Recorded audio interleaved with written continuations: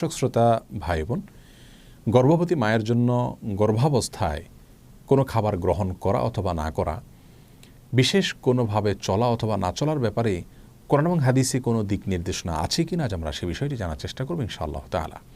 প্রিয় দর্শক, আমাদের সমাজে গর্ভবতী মায়েদের জন্য বিশেষ কিছু খাবারকে, বিশেষ কিছু চাল চলনকে নিষিদ্ধ এবং ক্ষতিকর মনে করা হয়ে থাকে। তন্মধ্য থেকে সবচেয়ে প্রসিদ্ধ হলো চন্দ্রগ্রহণ অথবা সূর্যগ্রহণের সময় গর্ভবতী মায়েরা যেন কোনো অবস্থাতেই বাসা বাড়ি থেকে, ঘর থেকে বের না হন।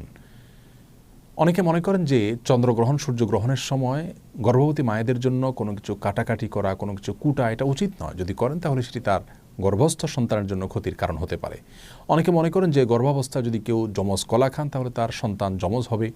অনেকে মনে করেন যে গর্ভাবস্থায় কোনো মায়ের জন্য ডিম খাওয়া উচিত নয়, তাহলে সন্তানের চোখ কুসুমের মতো হলদে বর্ণ হবে। ডাব খাওয়া উচিত নয়, তাহলে ঘোলাটে হবে। অমুকটা খাওয়া উচিত নয়, তাহলে তমুকটা হবে। এরকম আরও নানা রকমের ধারণা রয়েছে। অনেকে মনে করেন যে গর্ভাবস্থায় কোনো মায়ের জন্য কোনো মুরগি, কোনো হাঁস এ জাতীয় কোনো কিছু জবাই করা উচিত নয়। যদি করেন তাহলে সেটি তার গর্ভস্থ সন্তানের জীবনের জন্য ক্ষতির কারণ হতে পারে। অনেকে মনে করেন যে গর্ভবতী মায়েরা প্লেট ইত্যাদি চেটে খেলে, মুছে খেলে ভালো করে, তাহলে সেক্ষেত্রে তাদের কন্যা সন্তান হওয়ার সম্ভাবনা রয়েছে। অনেকে মনে করেন যে কোনো বাসায়, কোনো বাড়িতে, কোনো ঘরে যদি কোনো গর্ভবতী মা থাকেন তাহলে রাতের বেলায় সেখানে বাহির থেকে মাছ আনা উচিত নয়। যদি আনতে হয় তাহলে আগুন ইত্যাদিতে ছ্যাঁক দিয়ে প্রবেশ করাতে হয়। আর এরকম নানা রকমের ধারণা আমাদের সমাজে প্রচলিত আছে। প্রিয় দর্শক, এই ধারণাগুলো সম্পূর্ণরূপে ভ্রান্ত, ভুল এবং কুসংস্কারাচ্ছন্ন বিশ্বাস থেকে আমাদের মধ্যে জন্ম নিয়েছে। এর মধ্যে কিছু কিছু ধারণা রয়েছে যেগুলো চরম আপত্তিকর এবং একই সঙ্গে হাস্যকর। যেমন যমজ কলা খেলে গর্ভবতী মায়ের যমজ সন্তান হতে পারে। এই ধারণাটি শুধু ভ্রান্তই নয়, একই সঙ্গে এটি হাস্যকর এবং আপত্তিকর। একজন মায়ের জন্য বা যে কোনো বাবার জন্য একটি গর্ভ থেকে যদি একাধিক সন্তান জন্ম হয়, সেটা তাদের জন্য খুশির বিষয়, আনন্দের বিষয়। এটা কখনো তাদের জন্য ক্ষতির, এটা তাদের জন্য নিষিদ্ধ কোনো বিষয় হতে পারে না। বিধায় এটিকে নিষিদ্ধ মনে করা বা যমজ কলা গর্ভবতী মায়ের জন্য খাওয়াকে খারাপ মনে করা, এটি মূর্খতা প্রসূত একটি বিশ্বাস। সেই সাথে যে কোনো মুসলিমের জন্য, যে কোনো মানুষের জন্য খাবারের পাত্র, প্লেট, এটাকে ভালো করে মুছে চেটে খাওয়া উচিত। এটাকে অপচয় করা উচিত নয়, কোনো খাবার নষ্ট করা উচিত নয়, বরং ভালো করে মুছে এবং পরিষ্কার করে খাওয়াটাই হলো সুন্নাহ। আর এই সুন্নাহটি নারী পুরুষ সকলের জন্য প্রযোজ্য, গর্ভবতী এবং সাধারণ অবস্থায় যে কোনো মানুষের জন্য এটি প্রযোজ্য। সুতরাং প্লেট পরিষ্কার করে খাওয়া বা মুছে খাওয়া, চেটে খাওয়া, এটাকে খারাপ মনে করা, এটাকে অপয়া মনে করা, নিষিদ্ধ মনে করা, সেটি মূর্খতা এবং সুন্নাহ বিরোধী একটি বিশ্বাস। আর প্লেট মুছে খেলে গর্ভবতী মা কন্যা সন্তান জন্ম দিবেন, সেটি প্রথমত ভ্রান্ত কথা। দ্বিতীয়ত, কন্যা সন্তান জন্ম দেওয়া এটা তো ভালো বিষয়। কোরআন এবং হাদিসের কোথাও পুত্র সন্তান জন্ম দেওয়ার জন্য বিশেষ কোনো ফজিলতের কথা আমরা জানি না, কিন্তু কন্যা সন্তান জন্ম দিলে সেক্ষেত্রে মা বাবার জন্য সেটি আখিরাতে নাজাতের মাধ্যম হবে, জান্নাতে যাওয়ার উপায় হবে, এরকম বিভিন্ন হাদিসের কথা আমরা জানতে পারি। সুতরাং এ সমস্ত ভ্রান্ত বিশ্বাসগুলো আমাদের সমাজ থেকে দূর করার চেষ্টা আমাদের করতে হবে। প্রিয় দর্শক, মনে রাখা উচিত একজন মুসলিমের কি করা উচিত, কি করা উচিত নয়, কি খাওয়া উচিত, কি খাওয়া উচিত নয়, কোন জিনিসটা তার জন্য কল্যাণকর আর কোনটা ক্ষতিকর, এটি জানার দুটি উপায় রয়েছে। তার প্রথমটি হলো ওয়াহি তথা কোরআন এবং হাদিস।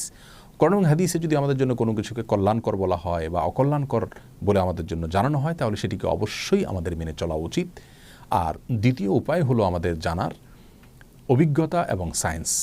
অভিজ্ঞতার মাধ্যমে, বিজ্ঞানের মাধ্যমে যদি আমরা জানতে পারি যে কোনো বস্তুর মাঝে আমাদের জন্য কল্যাণ নিহিত রেখেছেন আল্লাহ তাআলা অথবা অকল্যাণ নিহিত রেখেছেন, তাহলে সেটাকে অবশ্যই আমরা আমল নেব এবং মেনে চলব। যে বিষয়গুলো বলা হলো, এগুলোর মাধ্যমে গর্ভবতী মায়ের অথবা গর্ভস্থ সন্তানের কোনো প্রকার ক্ষতি হতে পারে, এরকম কোনো ধারণা কোনো হাদিস থেকে আমাদেরকে দেওয়া হয়নি। আর অভিজ্ঞতা তথা সায়েন্স থেকে এরকম কোনো ধারণা আমরা পাইনি, যার কারণে এগুলো সম্পূর্ণরূপে কুসংস্কার এবং ভ্রান্ত বিশ্বাস থেকে আমাদের সমাজে জন্ম নিয়েছে। এই ভ্রান্ত বিশ্বাসগুলো আমাদেরকে দূর করার চেষ্টা করতে হবে। প্রিয় দর্শক, আমাদের সমাজে যত রকমের ভুল ফতোয়া, কুসংস্কারাচ্ছন্ন বিশ্বাস, এর বেশিরভাগ চাপানো হয় মেয়েদের উপরে।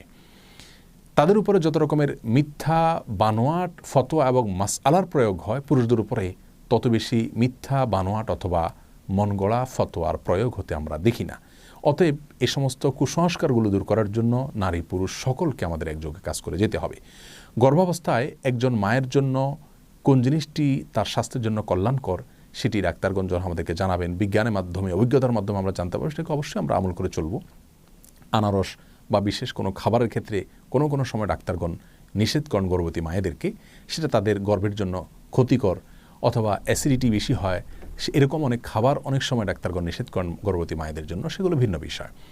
যে বিষয়গুলো আমরা উল্লেখ করলাম এগুলোর সাথে বিজ্ঞানের কোনো সম্পর্ক নেই এবং কোরআন হাদিসেরও কোনো নির্দেশনা বিষয়ে নেই, যার কারণে এগুলো সম্পূর্ণরূপে ভুল বিশ্বাস।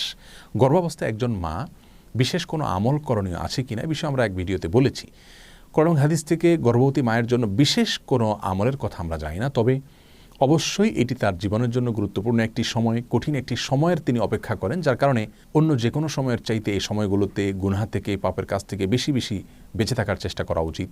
তার উচিত গান বাজনা থেকে এবং হারাম ফিল্ম দেখা থেকে এবং যে কোনো ধরনের গুনাহ থেকে বেশি থেকে বেশি বেঁচে থাকার চেষ্টা করা, যাতে করে আল্লাহ রাব্বুল আলামিনের অনুগ্রহ তিনি বেশি থেকে বেশি অর্জন করতে পারেন এবং সাধারণ নেক আমলগুলো